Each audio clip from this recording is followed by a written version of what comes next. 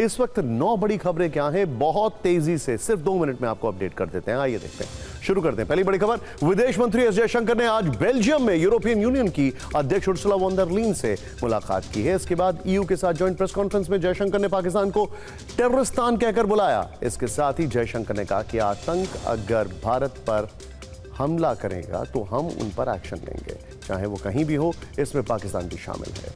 केंद्रीय मंत्री मनोहर लाल खट्टर ने बताया है कि ऊर्जा बचत की दिशा में बहुत जल्द टेम्परेचर स्टैंडर्डाइजेशन का नया प्रयोग किया जाएगा। इसके तहत पूरे देश में एसी का न्यूनतम तापमान 20 डिग्री और अधिकतम तापमान 28 डिग्री तक सीमित रहेगा। यानी एसी का टेम्परेचर 20 डिग्री से कम नहीं किया जा सकेगा और 28 डिग्री से ज्यादा नहीं बढ़ाया जा सकेगा।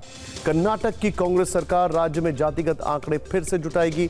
राज्य में जाति सर्वे हो चुका है, लेकिन कुछ समुदायों ने आंकड़ों को लेकर सवाल उठाए हैं। इन समुदायों की चिंता दूर करने के लिए सिद्धरामैया सरकार जातिगत डेटा फिर से एकत्रित करेगी। यह फैसला ऐसे वक्त में लिया गया है जब केंद्र सरकार भी जाति जनगणना करवाने वाली है। भारत की लगातार बढ़ रही आबादी पर यूएन ने अपनी एक रिपोर्ट में बड़ा दावा किया। यूएन ने कहा है कि भारत में बर्थ रेट में गिरावट के बाद भी आबादी तेजी से बढ़ रही है। यूएन की रिपोर्ट के मुताबिक भारत की जनसंख्या 2025 में 140 करोड़ तक पहुंच जाएगी और भारत दुनिया का सबसे ज्यादा आबादी वाला देश बना रहेगा।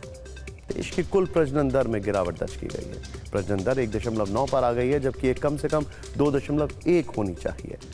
दिल्ली के द्वारका में एक अपार्टमेंट में भीषण आग लग गई। इसके बाद जान बचाने की कोशिश में पिता ने अपने 2 बच्चों के साथ 9वीं मंजिल से छलांग लगा दी। इस हादसे में तीनों की मौत हो गई।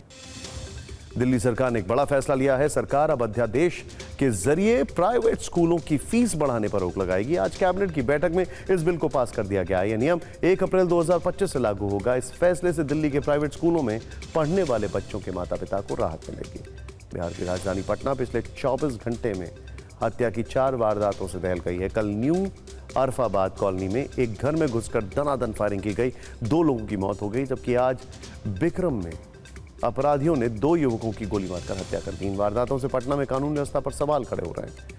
मालदीव ने एक्ट्रेस कैटरीना कैफ को अपना नया ग्लोबल ब्रांड एम्बेसडर नियुक्त किया है। Marketing and public relations corporation ने यह निर्णय लिया है। खास बात यह है कि मालदीव सरकार का यह फैसला पीएम मोदी की मालदीव यात्रा से ठीक पहले आया है। मालदीव इसके जरिए भारतीय पर्यटकों को आकर्षित करने की कोशिश कर रहा है।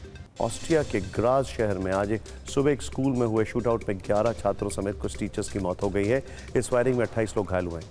4 की हालत गंभीर बताई जा रही है। गोली स्कूल के ही एक छात्र ने चलाई जो कथित तौर पर परेशान था। सुरक्षाकर्मियों ने उसे मार दिया।